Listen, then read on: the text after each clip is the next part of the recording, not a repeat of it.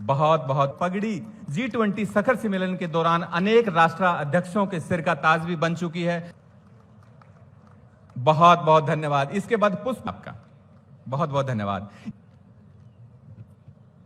आज हम सब के लिए ये गौरव का दिन है कि हमारे लिए ये पावन अवसर भी है कि यह दिन हमें श्री धन्ना भगत जी के जीवन और उनकी भक्ति, उनके आदर्शों और उनके अमर संदेशों की याद दिलाता है।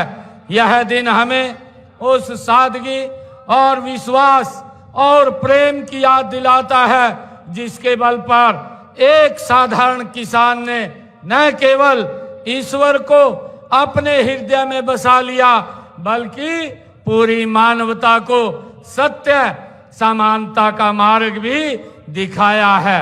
मुझे खुशी है कि हमारे देश में अनेक संत महात्माओं, ऋषि मुनियों और गुरुओं ने भूली भटकी मानवता को जीवन का सही मार्ग दिखाया है।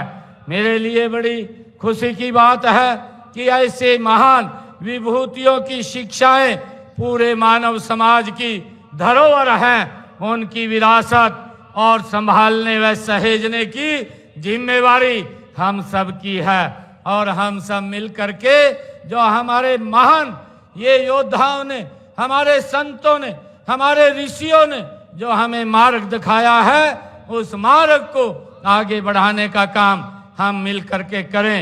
हम संत महापुरुष विचार समान एवं प्रसार योजना के तहत संतों व महापुरुषों के संदेशों को जन जन तक पहुंचाने का काम ये हमारी सरकार कर रही है।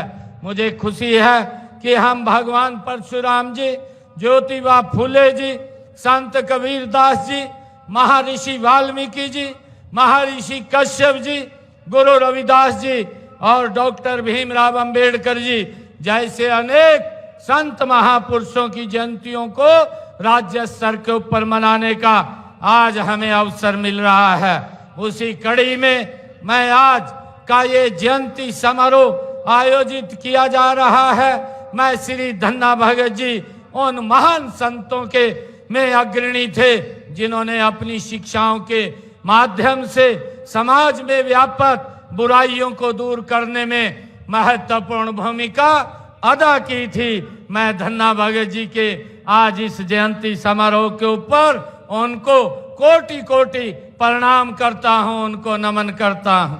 मित्रों, मुझे खुशी है कि धन्ना भगत जी का जन्म 1415 ईस्वी में राजस्थान के धुआं गांव में एक साधारण किसान परिवार में हुआ था, लेकिन उनकी शिक्षाएं आज भी प्रासंगिक है।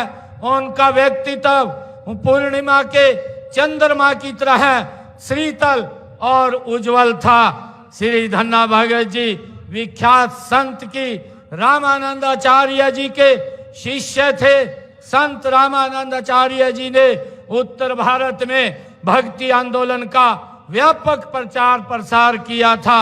उनकी प्रेरणा से ही धन्ना भगत जी ने भक्ति आंदोलन का इतना प्रचार, इतना प्रसार किया कि उन्होंने राजस्थान में इस आंदोलन का प्रेरणता कहा जाता है।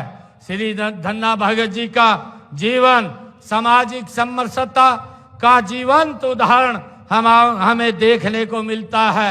उनकी भक्ति ने लोगों को यह सिखाया कि ईश्वर के सामने सभी समान हैं, चाहे कोई राजा है, चाहे कोई रंक है, धनी है या निर्धन है, भगवान के लिए सभी एक समान हैं। उन्होंने कभी भी जाति, धर्म और या वर्ग के आधार पर भेदभाव नहीं किया है।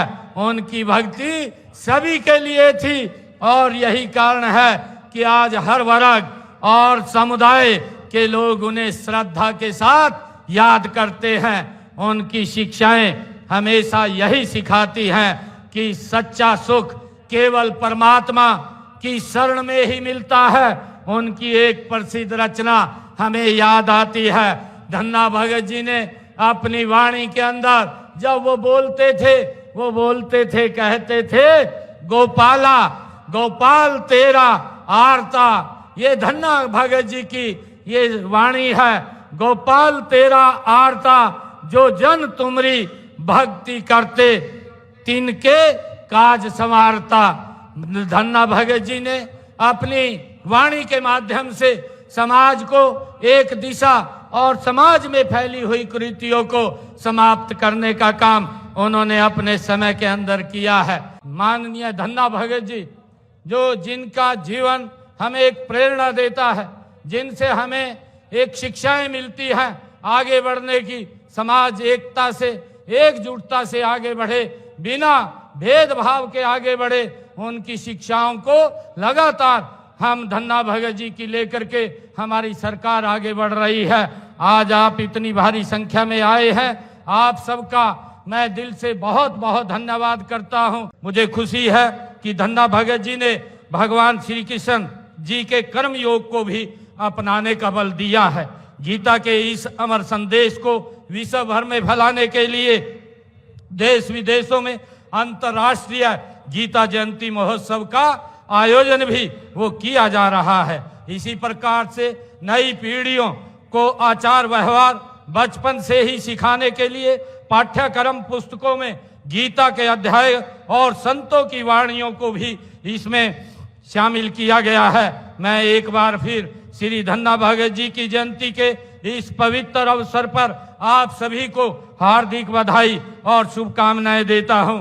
आइए हम सब मिलकर के यह संकल्प ले कि हम उनके आदर्शों को अपने जीवन में उतारेंगे और एक बेहतर समाज और राष्ट्र के निर्माण में अपना योगदान देंगे।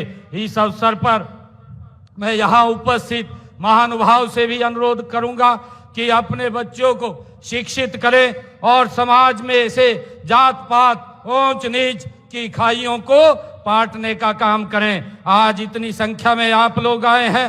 आज दाड़न खाप ने भी आज इस मौके के ऊपर कुछ मांगों का मांग पत्र मुझे दिया था।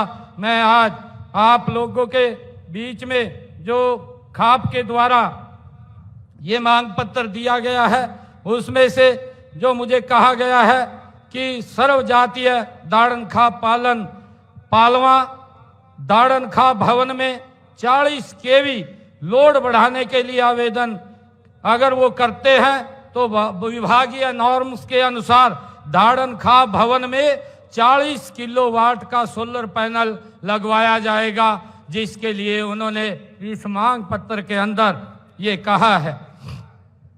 और दूसरा जो कहा था कि गांव पालवा में तालाब की रिटेनिंग वाल, एक शेड तथा एक कमरे का निर्माण करवाया जाए। अगर इस काम को पूरा करवाया जाएगा, ये जो आपने कहा है कि रिटेनिंग वाल तालाब की और एक शेड एक कमरे का निर्माण भी यहाँ पर करवाया जाएगा, इसकी भी मैं आज घोषणा करता हूँ। आपने एक दाड़न खाप भवन की 4 दीवारी की बात कही है।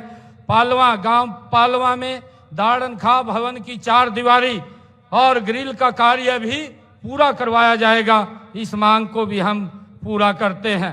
एक आपने दाड़न खाप भवन में बरामदा कम हाल का निर्माण करवाने की बात कही है। गांव पालवा में दाड़न खाप भवन में बरामदा भी और हाल भी उसका निर्माण करवाया जाएगा, इसकी भी मैं घोषणा करता हूं। लगभग ये सभी कार्य जो हैं, ये कार्य विभागों के पास भेज करके उनको पूरा करवाने का काम ये हम करेंगे। आज आप खाप पंचायतें ही